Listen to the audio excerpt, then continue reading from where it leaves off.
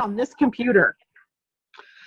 Hello, everybody. Here's Jason and Janet, and we're here with the promo for our next week's radio shows, Titillating Tarot with Jason Livanis on Wednesdays at 4 p.m. Pacific and 7 p.m. Eastern Time, and Living Astrology on Thursdays at the same time, 4 p.m. Pacific, 7 p.m. Eastern Time. So, Jason, since your show comes first in the week, why don't you tell us what's up on your show? Okie dokie. I'm excited because I have my first guest on ever. Since we started in November, December, January, February, March, April. Wow, it's going to be about 6 months soon. So she happens to be a dear, dear friend. We go back well over 25 years. We'll talk a little bit about how we know each other, but it's actually the topic of death that brought us together. For more than 20 years, Rita Morgan has served as a counselor, a group facilitator, instructor, and supervisor in the field of mental health. She is a licensed New York State health practitioner and graduated with honors from New York University. She has chosen to specialize in grief, loss, and bereavement. She has a private practice on the Upper West Side, and I was with her during a very trying time when here I was just trans-channeling back in my youth, and obviously there were messages that she needed to hear, and they just sort of came out.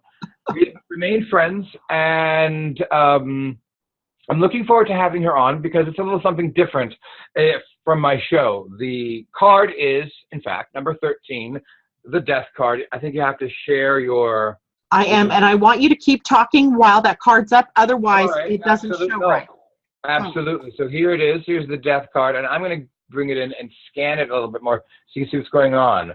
So you have these skulls and the mouth of a snake, a viper, and you see this man that looks like Kali, doing his little demonic dance, and there's coming out of the center of his body, there's this mouth that's opening up and this beautiful white dove that's coming through. Beautiful. This card and the symbology for my card is very different than the Rider-Waite tarot deck. So we're going to be talking about some of the ancient symbology on that card. The basic premise is that two things cannot exist at the exact same time in its full capacity. And the card discusses the struggle between the spiritual and the physical form, because we are housed in this shell. It is, however, not always comfortable. So, this is the end of the second cycle of the tarot. 0 to 7 is the first to the Chariot, and then from, what do you call the Chariot, onto this next card happens to be the next cycle of cards, in fact. So I figured I would branch out, and because we do this as a public service and to educate, to bring Rita on and talk about, I haven't gotten the format yet. I don't know if she was going to give us a lesson, or she's just going to talk about the importance of it.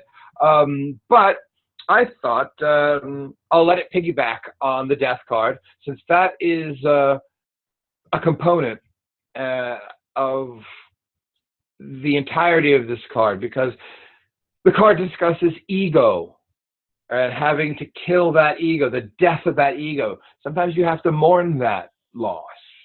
You know, there are things that the card speaks to that I find to be fascinating, because there's so much background, and it's such an iconic card, and you know, it's always in the movies, you know, oh, it's the death card or the tower card.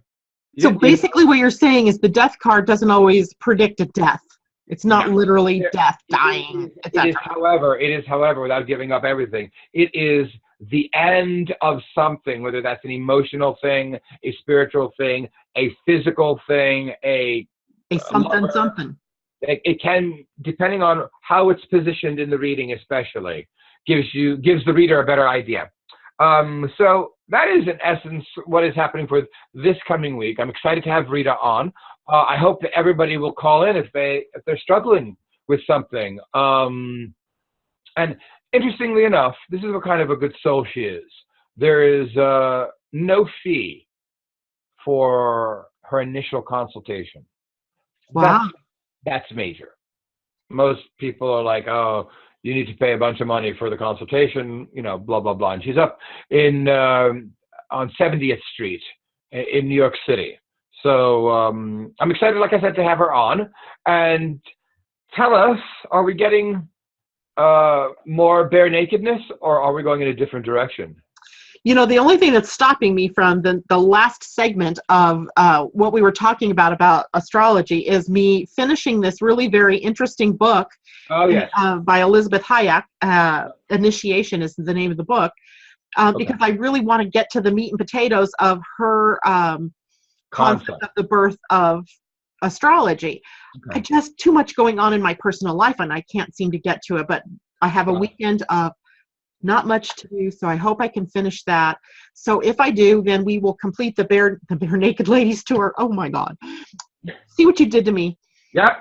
We'll complete the history of astrology in the Naked Astrology segment this week. But the gist of the radio show this week is going to be about Ceres and Pluto. Remember, a while back, I asked people to send me what they wanted us to talk about on the show, or what they wanted to hear in an astrological sort of way. One of the things they said, they wanted to hear more about the goddess asteroids, or the dwarf planets, of which Ceres is one of the newer ones added on. When Pluto got demoted, she was actually promoted. But there's a real interesting dance that the two of these planets do with one another that on the surface isn't at first visible. In that Ceres, of course, is a part of the Demeter myth. And of course, Demeter and Persephone, the whole idea of having to lose her daughter 6 months out of the year to Hades or Pluto, depending on, whether you're going Greek or Roman with the names of the gods. And so, Demeter / Ceres, the mother goddess, weeps for 6 months out of the year over the loss of her daughter. And thus the earth goes into a cycle of death and dying. How apropos, right, for your show this week. And then after 6 months, then Persephone gets to come back to the earth, and Ceres again is happy, and the earth blooms and flourishes. And so again, we have this real strong connection then between the idea of the death god, or the idea of regeneration, rebirth, and death. And so I want to really delve into what does that mean for us in our own personal charts, right? Because there's a Ceres and a Pluto in your chart. And even though those planets are transpersonal, meaning they're affecting us on a collective level, or as humanity in general, there's still a component, a piece of it that is affecting you personally. So we're going to dive into that. And we'll finish up, hopefully, the history of astrology and where did it come from in the segment that we do, the Naked Astrology Stripped Down with Janet Hickox. And that, I'm afraid, is going to be the full hour. Absolutely. Tell me again, in the back of my Alzheimer's aluminum pot eating mind, you have a guest coming on as well soon, right? I do, absolutely. On April 20th, so the following week, Catherine Silverton, a medical astrologist, will be joining us on Living Astrology to talk about the correlation between the zodiac signs and the houses and the planets with the physical body, the human body. And I mean, I've long talked to people about that correlation. I know just the barest, thinnest slice of that information. So I'm really hoping she's going to help us go deeper. Just one caveat, there is nothing that we say on our shows, of course, that can be misconstrued as advice with your health. Always, of course, listen to your doctors. We are just adding an extra little layer of knowledge about who you are in your physical body, and what, by being a Gemini, for example, I have a chance of problems with my lungs, my shoulders, my hands. And as a Capricorn, you've got skin, teeth, knees, that kind of thing. I'd be interested because for all of you that don't know, well, they're going to know now. Miss Janet is my human design consultant, the expert. So get in touch with her also at her website, www.living-astrology.com, for your human design chart. It's incredible. And Janet had to once look at my chart and said, oh, you know, because of your sacral this and your defined that and your blobbity gook, you, excuse me, blobbity gook. That sounds like a bad porn. But it does. That sounds like a porn movie. Yeah, blobbity goop. So the fact of the matter is, I'll be interested to see, perhaps you can look at my chart and tell me, oh, there's a correlation with your lower back issues that you have been plagued with. You know what? The minute you say lower back, I think Leo, because Leo rules the back. And because Leo brings us to our heart, right? What do we love? What do we want to express of our vital self? How do we want to be seen in the world? When the lower back goes out, there's often a financial component. Big time. As a safety, security, and heart-centered issue, which we'll deal with. Yes. Yeah. So I'm excited about the shows coming up. Right. So let me also say that on Jason's website, which is www.titillatingtarotwithjasonlivanis.com. And by the way, I spend a lot of time after we film these putting up banners that you can look at that have the website addresses. Please feel free to visit his site. Get yourself a free identifier card. He did that for me without me even knowing that he was going to do it, and I was quite stunned by the information. So please go there and thank you. Jason. Jason, what do you feel like we are coming into this week with the energy? I know we talked a lot about that yesterday on my radio show. Energetically, what are you feeling? Let me just throw that out to you, because you know.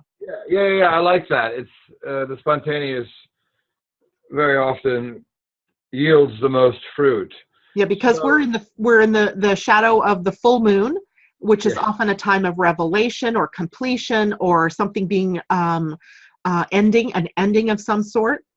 And the fact that we have, you know, retrograde planets up the yin yang at this full moon, you know, there's a lot of crisis energy out there, and we were talking about how to deal with that. So what did you come up with here? More crisis or death? Did you come up with the death card? No, but not a great card. The Tower? No. Okay, show us. For all the stuff that you've been talking about, and I'll continue to talk here as you get me up on the screen. Let's go to gallery. There we go. There we go. You can see here. What is it? Two of Wands. Now, does that look like fire? You know, that's beautiful. It does look like fire. It is beautiful. Those two columns, those two wands are there. This is the card of conflict. Conflict. Opposing forces. Hot and juicy. Everything from sexual fun, but mostly coming up against your partner, coming up against your boss, coming up against your relatives that are important, equal and opposite. Lots of fighting. Isn't that lovely? Isn't that lovely? Lovely. So with all those retrogrades, the things are going to get fucked up, you know, miscommunications, all of that kind of thing. So just batten down the hatches. The question I have for you, to put you on the spot, is when are we kind of clear of this fucked up constellation of shit? You know, come on, little Miss Sunshine, spin me something, damn it. Let me spin a little bit of a picture here. So we are getting rid of a lot of stuff right now, a lot of beliefs, a lot of patterns that we've been set in for millennium. Let me spell it out. Patriarchy, right? We have this way of dealing with the world that is steeped in a very strong component of patriarchy. And not that I'm saying that there's something wrong with the masculine energy, but I am saying that it's time for us to shift that energy and start to bring up the feminine. And I don't really think we'll ever shift to a matriarchy again, but more of, I don't even know what you would call it if we were sharing equally in the energies of both male and female. But what we're seeing is the conflict of those two energies, right, within us. and it's being reflected to us in the outer world. So all I can say to everybody is during this time of conflict, your best route is to find balance within and cool a little bit of the fire energy, because remember, I think it was last week we started talking about fire energy and how, we are literally catching fire everywhere, and it's only going to get more intense as we get into the summer. But fire energy is creative, it is passionate, it is loving energy. It can be assertive, aggressive, and conflicting, dramatic, but it doesn't have to be that way. And I think our route through it is to find what really, is our piece of heaven within us. What do we love to do? How do we love to serve? How do we love to protect and take care of? And give of ourselves and receive from others. So that's our route through. Timing wise, I'm not sure. I think things are going to shift a bit as we turn into May. And that's because the nodes are going to shift. The North Node and South Node that are occupying Virgo and Pisces right now, I believe, are going to shift to Leo and Aquarius. So we get an access to maybe a higher mind, a higher way of being, and we also get called into our heart. And there can't be anything wrong with that, right? I think this is a scenario that we haven't had for about 20 years, and I think it's about time. Yeah, right? So very well spoke. Very well spoke. Move to the heart. All right. So, Jason, thank you so much for joining me today in our little promo videos, and I will get this all warped up and ready to go and out to everybody. Take care. Be cool. Be calm. Be collected. Be loving. Be kind. Be generous. We love you. Take care and have a stellar week.